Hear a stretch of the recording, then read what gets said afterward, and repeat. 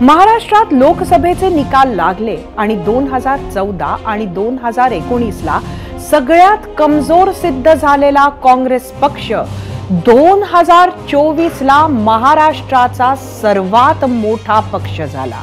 राज्यातल्या 48 जागांपैकी 13 ठिकाणी काँग्रेसचा विजय झाला। त्यात आज अजून एका खासदाराचे समर्थन मिळाले, ज्याच्याबद्दल आम्ही तुम्हाला सांगूच। आणि त्यामुळे आता काँग्रेसच्या खासदारांचा आकडा हा 14 झालाय। इतका मोठा विजय झाल्यानंतर काँग्रेस कार्यकर्त्यांमध्ये उत्साह कमालीचा वाढलाय। यात काही नवल नाही, पण याच विजयामुळे नेत्यांमधील महत्वाकांक्षा ही जाग्या झाल्या। कार्यकर्त्यांचा विश्वास पाहणार आहोतच, मात्र सुरुवात करूयात नाना पटोलेंच्या एका वक्तव्यानं। निकालानंतर विजय जल्लोषात नाना पटोलेंनी आगामी विधानसभा निवडणुकांसंदर्भात एक वक्तव्य केलंय, ते आधी पाहूयात। आता 4 महिन्यातच विधानसभेच्या निवडणुका आहेत। त्या निवडणुकामध्ये आम्हाला पुढे जायचं आहे। काँग्रेस पक्षाची भूमिका आहे की आम्ही सगळे मिळून आम्ही राज्यामध्ये पुन्हा एकत्रित सरकार आणावं, महाविकास आघाडी म्हणून असं आमची इच्छा आहे आणि त्यासाठी आमचा प्रयत्न पण आहे। पण जे काही जागा वाटपामध्ये काही गडबडी होतात त्याचाही अंदाज सगळ्यांनी घेतला पाहिजे आणि त्याच्यातून योग्य मार्ग काढून मेरिटच्या आधारावर, जे काँग्रेसने पहिलेच सांगितलं होतं की मेरिटच्या आधारावर निर्णय व्हावेत, ती भूमिका आमची होती। ठीक आहे, जे आता झालं त्याच्यावरची चर्चा मला आता करायची नाही, पण विधानसभेमध्ये आम्ही सगळेजण बसून पुन्हा चांगले निर्णय करू असं माझा विश्वास आहे। खरं तर पत्रकारांनी नाना पटोलेंना लोकसभेच्या जागा वाटपात झालेल्या तडजोडींवर प्रश्न विचारला होता आणि त्यालाच धरून विधानसभेत काँग्रेसची भूमिका काय असेल असा प्रश्न होता, ज्यावर उत्तर देताना काँग्रेस प्रदेशाध्यक्ष नाना पटोलेंनी स्पष्ट केलंय की आगामी विधानसभेच्या जागा वाटपात गडबडी नको, काँग्रेसला मेरिटवर जागा मिळाव्यात आणि त्यावरच होता आपला आजचा दुसरा प्रश्न। तोच पाहण्यासाठी जाऊया आपल्या पोल सेंटरला। आजचा आपला दुसरा प्रश्न सांगते, विधानसभेला जागा वाटपात गडबड नको, काँग्रेसला मेरिटवर जागा मिळाव्यात, नाना पटोलेंच्या दाव्याचा महाविकास आघाडीवर परिणाम होणार का? होय किंवा नाही तुम्हाला सांगायचं होतं। राज्यात जसं राजकीय समीकरण बदललंय तसंच राजकीय नेत्यांचे सितारेही बदलत असतात। 2017 ला नाना पटोले हे काँग्रेसमध्ये वापस आले होते आणि आज राज्यातील काँग्रेसचे सर्वात मोठे नेते म्हणून मान्यताही प्राप्त करून गेले। अशोक चव्हाण गेले, मार्ग थोडा खुला झाला, पण अजूनही बाळासाहेब थोरात, पृथ्वीराज चव्हाण यांच्यासारखे नेते मंडळी असताना मी हे का म्हणते, तर नाना पटोलेंच्या वाढदिवसाचा औचित्य साधत नागपूर, भंडारा, गोंदियामध्ये जागोजागी भावी मुख्यमंत्री नाना पटोले असा उल्लेख असलेले बॅनर झळकले। एवढंच नाही तर नाना पटोलेंच्या फोटोसह भावी मुख्यमंत्री असं लिहिलेला केक कापून जल्लोषही साजरा केला। मुंबईत सुद्धा काँग्रेस कार्यकर्त्यांनी टिळक भवनात पटोलेंची लाडून तुला केली। यावेळी पटोलेंना भावी विधानसभेच्या जागा वाटपाबाबत विचारले असता त्यांनी काय प्रतिक्रिया दिली ती पाहूया।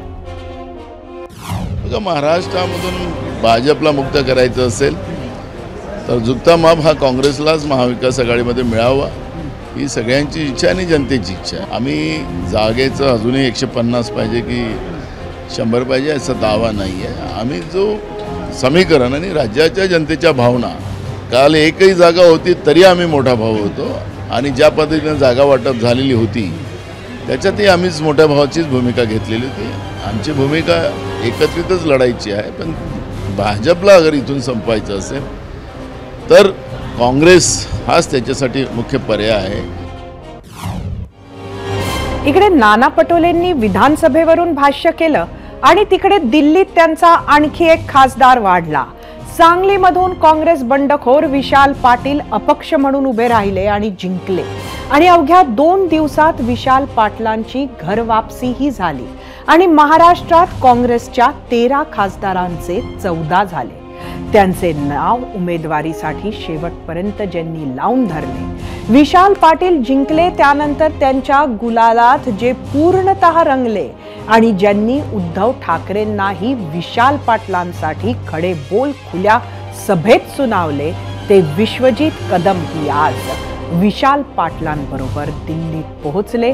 काँग्रेस अध्यक्ष मल्लिकार्जुन खरगेंना भेटून समर्थनाचं पत्र दिलं. त्यानंतर सोनिया आणि राहुल गांधींचीही भेट घेतली.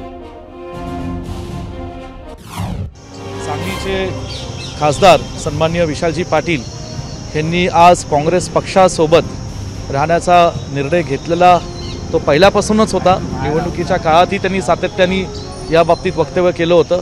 पण आज खासदार म्हणून ते काँग्रेस पक्षासोबत, इंडिया अलायन्ससोबत आणि महाविकास आघाडीच्या सोबत या ठिकाणी राहणार आहेत. आणि असं काँग्रेस पक्षाला, इंडिया अलायन्सला आणि महाविकास आघाडीला समर्थनाचं लेखी पत्र आज इथे त्यांनी मल्लिकार्जुन खरगे साहेबांना इथं सुपूर्द केलेलं आहे.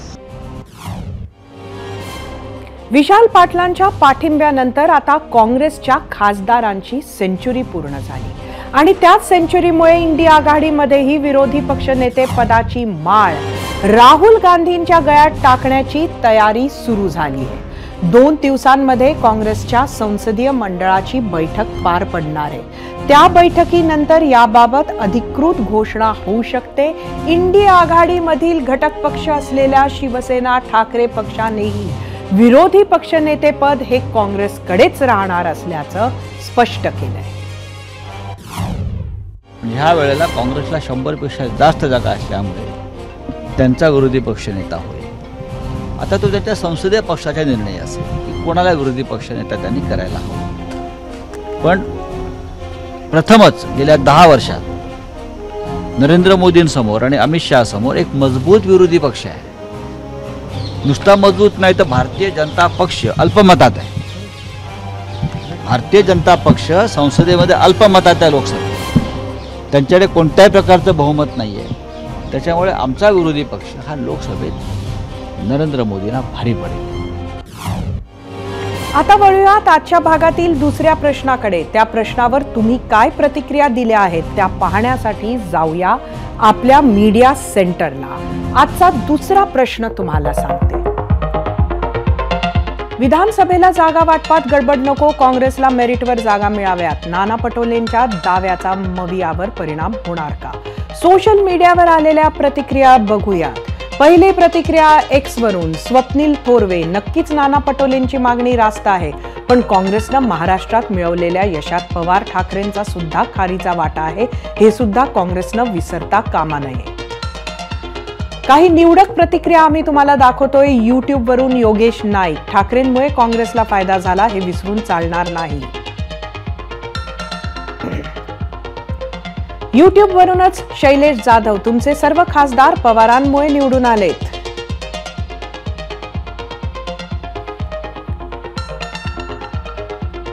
काँग्रेसला मिळालेलं यश आणि त्यानंतर आता नाना पटोलेंचं वक्तव्य यावरचं विश्लेषण पाहिल्यानंतर आता पाहूयात आम्ही विचारलेल्या प्रश्नावर तुम्ही दिलेला कौल.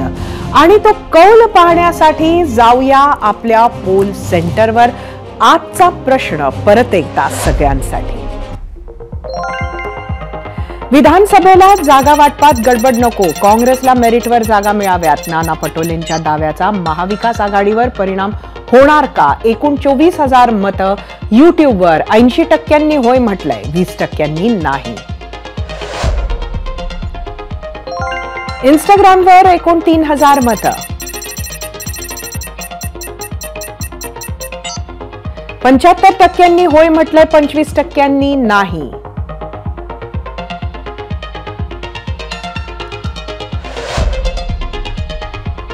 फेसबुकवर 50-50% होय नाही. बघूया एक्सचा कौल.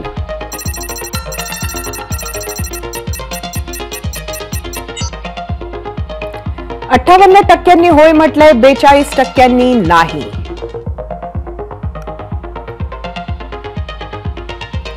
या निवडणूक निकालाचा एक मोठा अर्थ म्हणजे काँग्रेसनं कात टाकली आहे.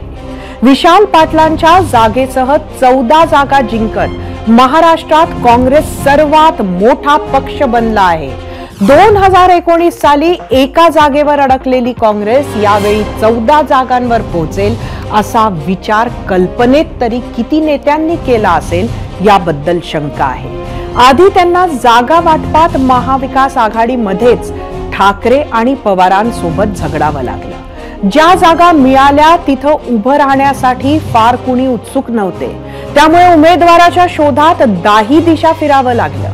एक उदाहरण नागपूर तर दुसरे उदाहरण सांगायचं झालं तर जालन्यात 25 एप्रिलला अर्ज भरायचा शेवटचा दिवस होता आणि 10 एप्रिलला कल्याण काळेंना उमेदवारी जाहीर झाली. वर्षा गायकवाड यांच्या उमेदवारीसाठी मतदारसंघ खेचून आणावा लागला. सांगली तर गेलाच होता. आज ज्यांनी जोखीम पत्करली त्या 17 उमेदवारांपैकी 13 जणांना खासदारकीची लॉटरी लागली आहे. हे 13 आणि विशाल पाटील पहिल्यांदाच संसदेत पोहोचले आहेत. भाजपच्या दिग्गजांसमोर, मोदींच्या आक्रमक प्रचारासमोर, एकनाथ शिंदे, देवेंद्र फडणवीस आणि अजित पवार या त्रिमूर्ती समोर विखुरलेल्या काँग्रेसचं महाविकास आघाडीचं कसं होणार असं वाटत असतानाच ही निवडणूक जनतेनं काँग्रेससाठी हाती घेतली. मुस्लिम आणि दलित मतदारांनी पुन्हा काँग्रेसवर विश्वास टाकला आणि भरभरून मतं देत काँग्रेसमध्ये जीव ओतला. त्यामुळेच नाना पटोलेंची कॉलर आज टाईट आहे आणि आवाज आत्मविश्वासानं वाढला आहे. आता हा फॉर्म विधानसभेपर्यंत टिकवण्याचं मोठं आव्हान त्यांच्या समोर असेल. 0 आवरमध्ये वेळ झाली आहे आज इथेच थांबण्याची.